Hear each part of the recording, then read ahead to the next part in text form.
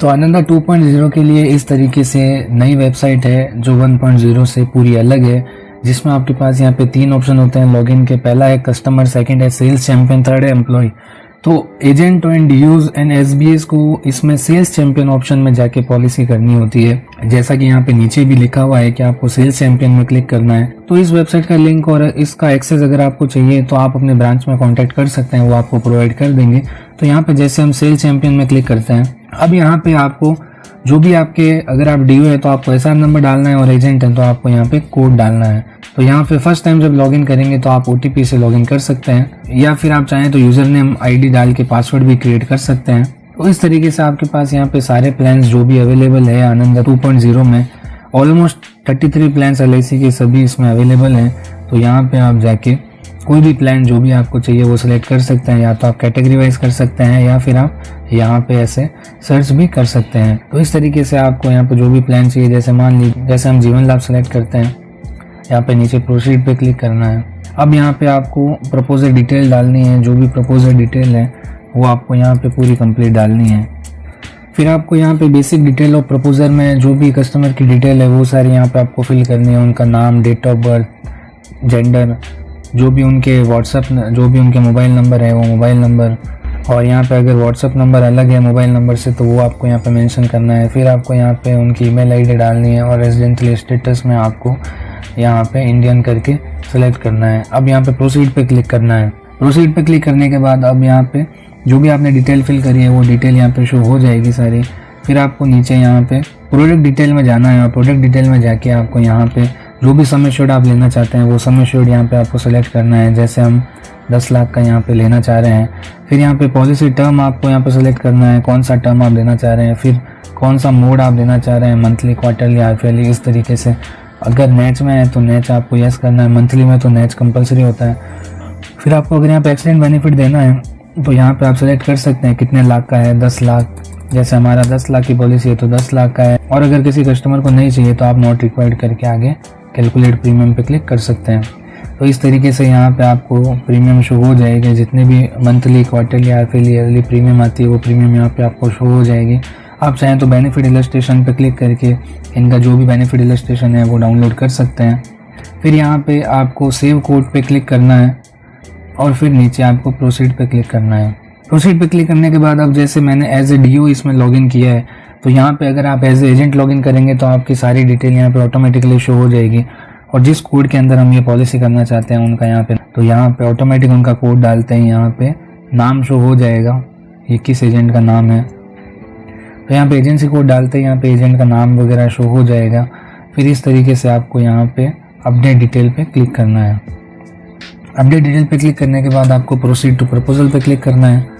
यहाँ आप देखिए ऊपर आपको एक्सेस आईडी शो हो रही है, ये एक्सेस आईडी आपको कहीं पे नोट करनी है ताकि आप कभी भी कहीं पे अटकें तो इस एक्सेस आईडी से आप ट्रैक कर सकें। अब देखो यहाँ पे अगर आपके पास सी केवाईसी नंबर है कस्टमर का, सी केवाईसी मतलब सेंट्रल केवाईसी नंबर होता है जिसमें आधार, पैन सब एक जगह लिंक होते हैं, आपको सिर्फ वो एक नंबर डालना होता है और आपकी सारी डिटेल आ जाती है। तो अगर कस्टमर के पास ये नंबर है तो आप ये नंबर डाल सकते हैं। अगर कस्टमर के पास ये नंबर नहीं है तो कोई प्रॉब्लम नहीं, आपको नो पे क्लिक करके आधार या पैन से भी उनका केवाईसी फैच करवा सकते हैं। तो यहाँ पे सबसे बेस्ट है अगर आप आधार से करते हैं तो आधार यहाँ पे लास्ट के 4 डिजिट डाल के भी आप यहाँ पे इनकी डिटेल फैच करवा सकते हैं, या फिर आप पैन नंबर डाल के भी इनकी डिटेल यहाँ पे फैच करवा सकते हैं। तो यहाँ पे आधार का पूरा अंक डालने की जरूरत नहीं है, सिर्फ लास्ट के 4 डिजिट डालने होते हैं। तो अब यहाँ पे फर्स्ट टाइम ओटीपी कस्टमर के पास जाता है, तो ये पहला ओटीपी कस्टमर के पास अब गया है, जिसमें हमने डिटेल फैच करवाई है सारी, इसमें नाम, जो भी चीज़ है वो सारी यहाँ पे शो हो जाएगी। इसके अलावा व्हाट्सएप पे भी एक नोटिफिकेशन चले जाएगा कि dear customer your C KYC detail are successfully fetch for access ID this. तो इस तरीके से अब आप सी केवाईसी से अगर प्रोसीड करना चाहते हैं तो आप सी केवाईसी पे क्लिक करके प्रोसीड कर सकते हैं। और अगर आप इसे नहीं करना चाहते तो यहाँ पे जैसे हम आनंदा के अंदर पहले देखते थे कि आपको e KYC file, zip file download करके अपलोड करनी होती है, तो उस तरीके से फिर आपको ये प्रोसेस करना पड़ेगा सारा। तो वो करेंगे तो उसमें आपका टाइम कंज्यूमिंग हो जाएगा। जैसे मान लीजिए अगर मेरी डिटेल यहाँ पे सारी आ जाती है तो मैं यहाँ पे यस करके प्रोसीड कर सकता हूँ, और यहाँ पे अगर आपकी डिटेल सही नहीं आ रही है तो आप no I don't want to proceed with C KYC करके, और जो आनंदा के अंदर ऑफलाइन ई केवाईसी वाला प्रोसेस होता था उससे आपको फिर यहाँ पे प्रोसीड करना पड़ेगा। तो यहाँ पे हम ये वाला प्रोसेस सबसे ईजी है जिससे हम ये कर सकते हैं। फिर यहाँ पे आपको प्रोसीड पे क्लिक करना है। इस तरीके से करने के बाद आपको यहाँ पे सारी डिटेल शो हो जाएगी। फिर आपको अल्टरनेट मोबाइल नंबर यहाँ पे देना है, जो भी आपका अल्टरनेट मोबाइल नंबर है वो यहाँ पे आपको शो करना है। फिर आपको मैरिटल स्टेटस लिख के यहाँ पे स्पाउस का नाम लिखना है। फिर यहाँ पे आपको प्लेस ऑफ बर्थ लिखना है। फिर आपको यहाँ पे अगर ITSS है तो ITSS लिखना है, और यहाँ पे पैन नंबर कंपलसरी आपको डालना होता है। फिर आपको यहाँ पे पैन में आपका क्या नाम है वो यहाँ पे आपको डालना है। फिर आप GST एक्ट में रजिस्टर है तो येस या नो करना है। फिर यहाँ पे आपको नो सेलेक्ट करना है टैक्स रेजिडेंसी में, अगर आप यहाँ पे इंडियन है तो। फिर यहाँ पे आपको एड्रेस डिटेल ऑलमोस्ट जो आपके आधार में है वो यहाँ पे आपको शो हो जाएगी। इसके अलावा आप चाहें तो यहाँ पे चेंज भी कर सकते हैं। अब एड्रेस के अंदर आपको ये चीज़ सबसे विशेष ध्यान रखनी है कि जो फर्स्ट लाइन है यहाँ पे एड्रेस की, इसमें आपको हमेशा कस्टमर के फादर का नाम लिखना होता है। तो उससे क्या होगा कि बॉन्ड पहुँचने में आसानी रहती है। तो जैसे हम यहाँ पे लिख देते हैं श्री, इस तरीके से यहाँ पे आपको यहाँ पे फादर का नाम ज़रूर लिखना है, ताकि मान लीजिए अगर उनके मोहल्ले में उनके नाम से कोई नहीं पहचाने तो फादर के नाम से तो काफ़ी लोग पहचान ही लेते हैं। तो इस तरीके से यहाँ पे एड्रेस वगैरह सब जो है वो यहाँ पे आ जाएगा। फिर यहाँ पे एडिशनल इन्फो के अंदर आपको जाके ऑब्जेक्टिव ऑफ इंश्योरेंस सेलेक्ट करना है कि क्या ऑब्जेक्टिव है इनका इंश्योरेंस लेने का। रिस्क कवर है, सेविंग है, जैसे हम यहाँ पे रिस्क कवर एंड सेविंग कर रहे हैं। फिर टैक्स ब्रैकेट कौन से टैक्स स्लैब में वो आते हैं वो यहाँ पे आपको सेलेक्ट करना है। लोन वगैरह कोई चल रहा है तो उसके बारे में यहाँ पे लिखना है, अदरवाइज ज़ीरो ही है यहाँ पे। प्रोवाइड ईयरली इनकम, अब ईयरली इनकम आपको यहाँ पे लिखनी है, कहाँ से आ रही है, एम्प्लॉयमेंट से आ रही है, बिजनेस से आ रही है, वो सब चीज़ें। फिर ऑक्यूपेशन डिटेल में आपको फिल करना है, प्रेजेंट ऑक्यूपेशन आपको यहाँ पे सेलेक्ट करना है। एग्जैक्ट नेचर ऑफ ड्यूटी यहाँ पे क्या है, सर्विस है। सोर्स ऑफ इनकम क्या है, एम्प्लॉयड सैलरी है। एजुकेशन क्वालिफिकेशन इनकी क्या है। फिर लेंथ ऑफ सर्विस इनकी क्या है। फिर एनुअल इनकम इनकी लास्ट में क्या थी, वो सारी आपको यहाँ पे डिटेल डालनी है। फिर अगर लास्ट 2 साल की भी अगर इनकम है तो वो भी आपको यहाँ पे मेंशन करनी है। प्रीवियस अगर कोई पॉलिसी ले रखी है तो यहाँ पे पॉलिसी की डिटेल आपको यहाँ पे डालनी है। अगर पॉलिसी डिटेल आपके पास कोई है, आपकी पॉलिसी नंबर वगैरह है तो वो यहाँ पे आपको मेंशन करना है। तो यहाँ पे जब आप पॉलिसी नंबर डालेंगे तो पुरानी पॉलिसी की डिटेल यहाँ पे सारी उठा लेगा यहाँ से। और अगर आपको कोई ऐड करनी है तो वो कर सकते हैं। अदर इंश्योरेंस की पॉलिसी डिटेल ऐड कर सकते हैं। अगर पहले कस्टमर की कोई पॉलिसी नहीं है तो आपको यहाँ पे I hereby declare that I don't have any existing policy पे क्लिक करना है। फिर फैमिली हिस्ट्री यहाँ पे फिल करनी है, फादर की एज क्या है, मदर की एज क्या है, अभी वो लाइव है या नहीं है, उनके बारे में यहाँ पे डिटेल डालनी है सारी आपको। स्टेट ऑफ हेल्थ कैसा है, गुड है, नॉट गुड है, वो सब लिखना है। इस तरीके से आपको यहाँ पे डिटेल डालनी है। फिर यहाँ पे आपको बैंक डिटेल सारी फिल करनी है इनकी।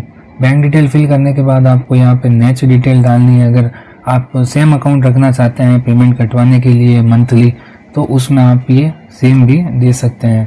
तो इस तरीके से फिर यहाँ पे क्वेश्चनर फिल करना है ये वाला। फिर आपको क्वेश्चनर में ये सब चीज़ें फिल करनी है, जैसे पर्सनल हिस्ट्री अगर कोई नहीं है इस तरीके से तो आपको नो करना है। फिर स्टेट ऑफ हेल्थ में आपको उनकी एग्जैक्ट हाइट और वेट लिखना है।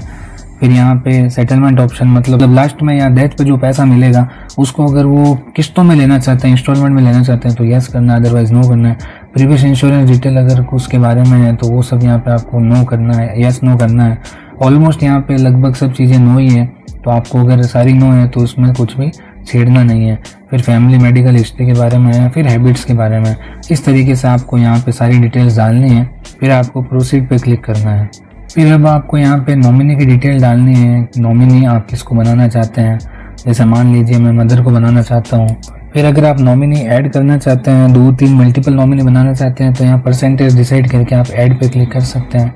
फिर आपको यहाँ पे सेव प्रपोजल पे क्लिक करना है। तो यहाँ पे एप्लीकेशन जो भी है आपकी वो सेव हो जाएगी। अब do you want to upload document of the customer, अब कस्टमर के आपको ये डॉक्यूमेंट अपलोड करने हैं तो आप यहाँ पे अपलोड कर सकते हैं। तो यहाँ पे आप चाहें तो आप आधार, ड्राइविंग लाइसेंस, पासपोर्ट, इन तीनों में से कोई भी एक चीज की PDF यहाँ पे आपको अपलोड करनी होती है, वो आप अपलोड कर सकते हैं। तो यहाँ पे आधार की जो भी PDF फाइल है, PDF फाइल मतलब नॉर्मली आपको फोन से स्कैन करना है और 500 KB के अंदर उसको रीसाइज करके आपको यहाँ पे अपलोड करना है। तो यहाँ पे जो आधार अपलोड करने के लिए कह रहा है वो इसीलिए कह रहा है क्योंकि हमने शुरुआत में जो एड्रेस वाला लाइन था, कोरस्पॉन्डिंग एड्रेस, उसमें हमने चेंजेस किए थे। उसमें हमने फर्स्ट नेम में फादर नेम लिख दिया था और उसके बाद हमने as it is same address copy किया था। तो इसलिए यहाँ पे ये प्रूफ पूछ रहा है कुछ एड्रेस का, तो हम सेम अगेन ये आधार की PDF डाल देंगे क्योंकि आधार की PDF में भी फादर्स नेम लिखा होता है। तो अगर आप एड्रेस चेंज करते हैं तभी आपको ये ऑप्शन शो होता है। अगर आप आगे जो एड्रेस है उसमें कुछ भी चेंजेस नहीं करते हैं तब फिर आपके पास ये एड्रेस प्रूफ अपलोड करने का ऑप्शन नहीं आएगा। सिर्फ यहाँ पे सेल्फ कैंसिल चेक वाला ही ऑप्शन शो होता है, वो भी ऑप्शनल है, आप अगर चाहें तो कर सकते हैं, अदरवाइज ऐसा कंपलसरी नहीं है। फिर आपको यहाँ पे मोड सेलेक्ट करना है कि कस्टमर कौन से मोड से यहाँ पे आपसे पेमेंट करना चाहता है। अगर ऑफलाइन करना चाहते हैं तो आपको ऑफिस में BOC कटवानी पड़ेगी उनकी, फिर आपको BOC नंबर डाल के एडजस्ट करना पड़ेगा। और सबसे बेस्ट रहता है ऑनलाइन मोड, जिसमें कस्टमर के पास खुद ही पेमेंट का लिंक चले जाएगा और वहां से वो फोन पे, पेटीएम, UPI जहां से भी वो डेबिट कार्ड, नेट बैंकिंग से करना चाहे वो पेमेंट कर सकता है। तो यहाँ पे हम ऑनलाइन सेलेक्ट करके प्रोसीड क्लिक करते हैं। अब लास्ट एंड फाइनल जो मेन्यू आती है वो आती है ACR की, एजेंट कॉन्फिडेंशियल रिपोर्ट की। तो जब आप एजेंट कॉन्फिडेंशियल रिपोर्ट भरते हैं तो उसमें आपको सब कस्टमर के बारे में डिटेल जाननी होती है कि आप उनको कब से जानते हैं, उनकी क्या इनकम है और क्या उनकी हाइट वेट है, क्या आपने प्रूफ्स लिए हैं, वो सारी चीज़ें यहाँ पे आपको फिल करनी है। फिर यहाँ पे डिक्लेरेशन में चेकबॉक्स पे टिक करने के बाद एजेंट के ईमेल और मोबाइल पे OTP आएगा, वो OTP आपको यहाँ पे डालना है और फिर वेरीफाई OTP पे क्लिक करना है। तो यहाँ पे एजेंट की अपनी एजेंट कॉन्फिडेंशियल रिपोर्ट भी अपलोड हो जाएगी। फिर उसके बाद कस्टमर के पास एक वेरिफिकेशन लिंक इस तरीके से मेल पे जाता है, जहाँ पे वो क्लिक टू व्यू प्रपोजल पे जाके अपना प्रीमियम देख सकता है और जो भी आपने डिटेल फिल करी है वो सारी वो देख सकता है और यहाँ पे सेंड OTP पे जाके वो वेरीफाई कर सकता है।